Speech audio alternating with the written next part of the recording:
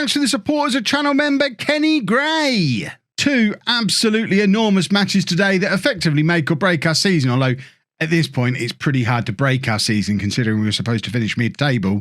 But we've got a top-of-the-table clash, potential title decider, and a FA Trophy semi-final with a trip to Wembley at stake. So lots of very exciting stuff going on.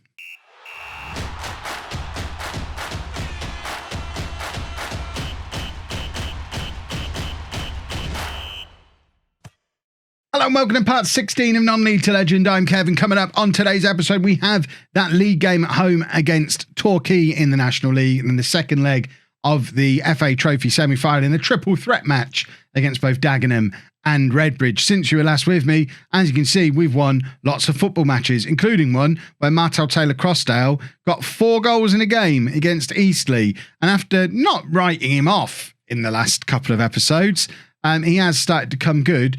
10 goals now from 6 starts in all competitions, but the goals are coming now as he's getting a run of games in the team as Spasov continues to have to go on his regular holidays. Taylor-Crossdale getting lots of game time and repaying me with goals. You can see he scored again there twice in the FA Trophy semi-final first leg. So this is what the league table looks like. We've got 6 games remaining, or 7. But we've got games in hand. So Torquay have 6, Barnet 5. We play Torquay now. If we beat Torquay, we go 4 points clear of them, with them only having 5 games left to play, which puts us in a very, very strong position. So a win there would be lovely. A win in the FA Trophy semi-final would also be lovely. We could do the non-league double here, boys and girls. And this is going to be the team for the game against Torquay. As mentioned, Spasov, obviously, again, off on one of his little holidays that he likes to have. Where is he? Where's Paskev put him? There he is. Look, off on his little holidays, back in 5 days. So Spasov's going to miss both of today's matches, and you can see we've got a number of players who just need rests. I don't think I'm doing. I mentioned it in this morning's Leicester video. I'm really struggling with squad rotation in FM21. I think I'm not resting my players enough. I probably need to have a look into training a little bit better. Because I'm getting a lot of key players missing for a lot of big games in both series. And that needs fixing the further into this save that we get. The other news that we've got is that it is Premier League Youth Player Release Day. So we've got a few contract offers that we've made, as with last season. If the signings are confirmed, I'll then show you the players. But they're the ones that we've made offers for at the moment. So this is the team for the game against Torquay. And we've got Brzezowski in goal, a back four of Dunn. Why is that down there? A back four of Dunn, Senior, Agbon, Tahoma and Malden. Iqbal and Wooten in midfield. McKendy, Robson and Stanley behind Whittaker up front. Whittaker hasn't played a lot of football as a striker this year, but has scored 16 goals for us, largely coming in off that left-hand side, off the left wing. So even though Spasov's our 40-goal top scorer, even between Whittaker and Stanley, who are both starting today, there's about 30 goals between the two of them. There are goals all the way through this team. We've got Taylor-Crossdale on the bench to come on if we need him as well. So there's certainly plenty of goal-scoring potential. I think it actually comes down more to, are we actually up for a back-to-back promotion, or are Torquay going to use their considerably greater experience at higher levels than us to just kind of capitalise on our potential naivety in the position that we're in right now, being on the cusp of the Football League, which is very unfamiliar territory for Kettering to find themselves in. Whereas, of course, for me, as a gentleman of a certain age, I still don't really get how Torquay aren't a Football League club anymore. We've just scored a goal there. It's Jeremy McKendy. I'm talking about the goals that we've got on the pitch, forgetting that McKendy's there with a hatful of goals as well. And that's his 15th for the season. McKendy, Whittaker and Stanley are a promotion-winning front three, even taking Spasov out of the equation. They're very, very good. And McKendy does well to run from deep there, because I suspect Whittaker might have been a smidgen offside, although normally in that scenario, the game gives it as offside anyway, because Whittaker's definitely distracting the goalkeeper and interfering with play. But I'm not going to complain. I'm happy to be 1-0 up. And as you can see, with that current scoreline, that does open up the 4-point gap that we were talking about before, with us having a game in hand on everyone behind us, or at least the 2 teams behind us. And I don't think at this stage we need to be worrying about the likes of Stockport and Leyton Orient, because they're so far back. We have to utterly collapse for them to catch us. And if we're going to utterly collapse, it doesn't really matter who's chasing us. Someone's catching us, aren't they? So It's really just Torquay. It really is just Torquay that we're looking at. I mean, we could look at Barnet and think maybe Stockport. I guess if they win their game in hand, would be considerable outsiders. But I think we're looking good for the title and for promotion at the moment. What is interesting to see is that Dagenham, who we play in the next game in that second leg of the semi-final, have currently scored 5 goals in an away game. So they've clearly decided to wake themselves up. I think they quite fancy it. So we need to keep a little bit of an eye on them. Right, we're going to bring Taylor Crossdale on for Whittaker, who hasn't played very well today. We're going to bring Carvalho on for Robson just to mix things up in there. Again, Robson's not had the best of games, and we need to be keeping an eye on the whole of the midfield, really, because none of them are playing great. A lot of them are tiring. We're going to take off Iqbal and bring on Estrada in there and just swap those two over. I usually play Estrada as the box-to-box guy in there, and we just need to hold on from here. Dunn with the corner, looking for Taylor Crossdale. Can't quite find him, but it goes back out to Joe Dunn again on this right-hand side, looking to swing it in again. Taylor Crossdale with a looping header, and McKendy puts it into the back of the net, but it's been disallowed for offside, and I feel a little bit hard done by there. I know I felt like we got a little bit of luck for the first goal. McKendy is off. All eyes were on Taylor Crossdale, though, so the linesman's done very well to notice he was off. If I was a linesman, I'd have been distracted by that football being all over the place, but not this linesman. Good old linesman. Right, Carvalho playing it forward to Taylor Crossdale, who turns nicely and starts to run. He's got Connor Stanley outside of him, but plays it all the way back to Wooten, who does well under pressure to get the ball forward to Carvalho. Estrada over the top to Taylor Crossdale, who must have been offside. It's a beautiful hit anyway, but it has been given as offside. And I mean, he must have known it. Even I saw that one. Even me, distracted by the football, noticed how far offside he was there. That's a weird throw from Torquay because Dunn had nobody anywhere near him. Taylor Crossdale, very poor giving the ball away, but Senior winning the header. Estrada is struggling a little bit since coming on, but Wooten is as solid as ever in that central midfield. And now McKendy with the crossover, looking for Stanley, I think. It falls to Taylor Crossdale, and there's his 11th goal of the season. And Taylor Crossdale can really strike a football sweetly. We saw it in the one that was given offside a minute ago, where he hit it really sweetly into the frame of the goal. And he's done it again there. It's a beautiful hit. Goalkeepers aren't saving shots like this. It's just thundered into that top corner. It's 11 goals now for the season from Martel Taylor Crossdale. It's 2-0 to Kettering, and the Football League beckons, boys and girls. Dunn with the throw.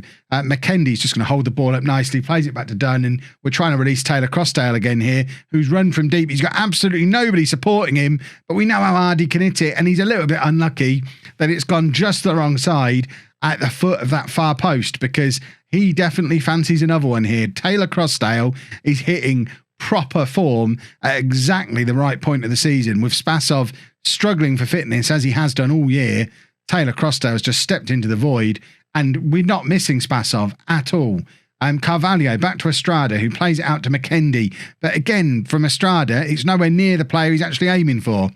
Estrada's not been good since he came on, and his poor pass has directly led to us conceding a goal and actually handing Torquay a little bit of a lifeline. 3 minutes of added time remaining. It's 2-1, and the momentum is now with Torquay. I'm not worried. You're worried. Right, can we just have the full time whistle now, please, referee? Yeah? Thank you. I appreciate that. No more highlights. Excellent. There was no reason to panic. If you were panicking there, you got to have a little more faith. I always knew we were good. But we've added ourselves a little bit of a lead, a little bit of a gap at the top of the table.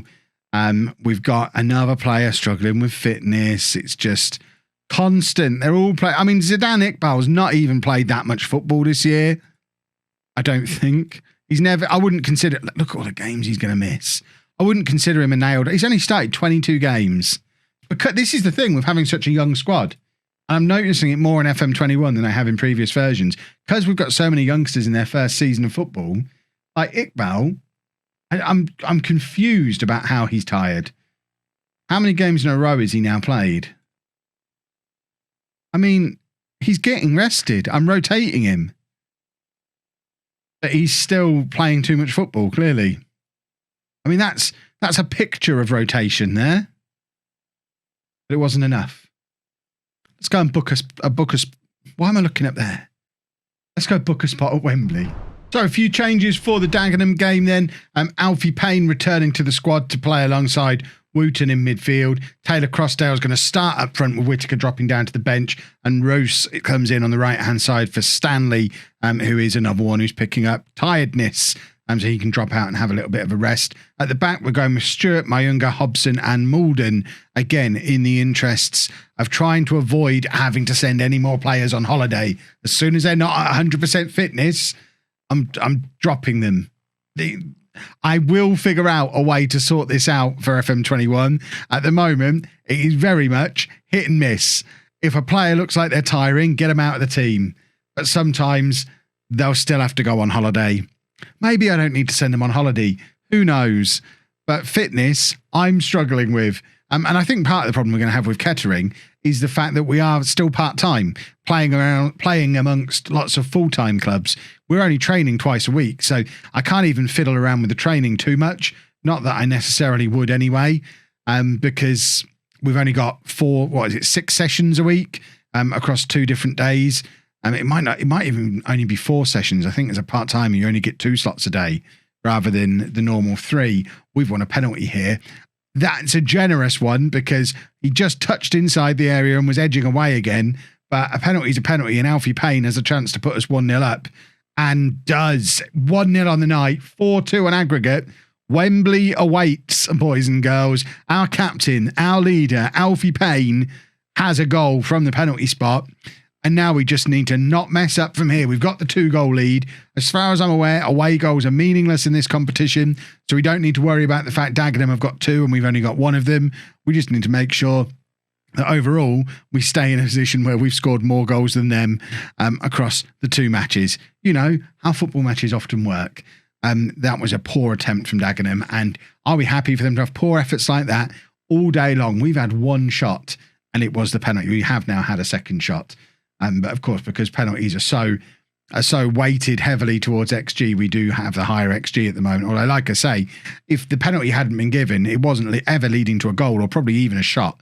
Dagenham are going to be very upset with themselves for giving the penalty away that they did and really handing us a massive advantage in this tie, because there's been very little else highlight worthy so far in this game. McKendy is tiring. That's suggesting bringing Carvalho on. To me, it makes much more sense to bring Whittaker on for McKendy, so we're going to make that change. Get Whittaker onto that left-hand side where he's been so good for us this year, coming in off that left wing, and it's Dagenham with a free kick. 25 minutes left, and they do have 2 goals to make up. That was a very, very good effort, and I think Brzezowski has just touched that into the crossbar, and that is a big, big save if that's what's happened. Roos is going to come off for Carvalho, who can come on that right-hand side. We're not going to make any more substitutions for now. Yes, we are, because Sean Stewart's injured. So Joe Dunn can come on at left back. That's actually an upgrade in the left back position. Dunn was another one of those who's sitting out today just because of fitness, but can come back in and be a better left back. And we've just scored a second goal. It's a corner from Taylor Crossdale, right under the head of Mayunga. A 3rd goal of the season for him. We're 2-0 up on the 70-minute mark. And that should be that. I'm going to hit do it and see if we can sneak a 4th substitution through. I don't think we can, but if we see that has some, are we allowed 4 substitutions? What is happening here? No, Carvalho didn't come on. Well, so apparently the dugout overrules me. Well, their goalkeeper's called Just Ham. Is he named after the sandwich that people who don't like mayonnaise get in Tesco, where they have the just ham, just egg, just cheese? Don't like mayo, just ham. He's in goal for that. Is he a real person? If Mr. Just Ham is a real person and didn't invent the mayonnaise-less sandwich, I apologise for bringing this up, but let's face it, I'm probably not the first person who ever has.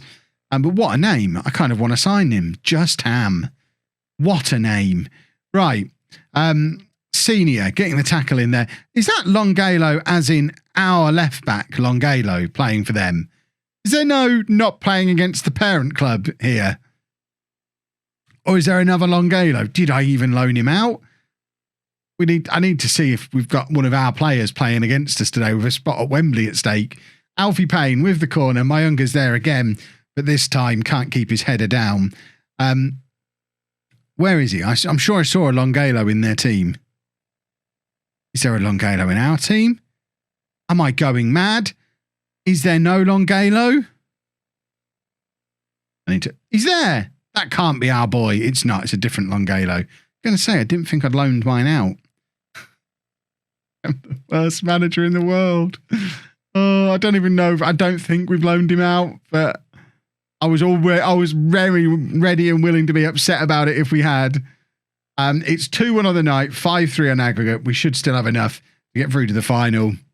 And now we just need to double check it definitely is at Wembley. I think it is. Why wouldn't it be at Wembley? But I would love a trip to Wembley and the opportunity for the non-league double. The non-league double is exciting stuff. Torquay confirming their playoff spot. Stuart's going to be out for a little while. All this stuff. It is at Wembley, and it's Stockport we face at Wembley. So they're another one of the chasing pack. It's going to be a big game.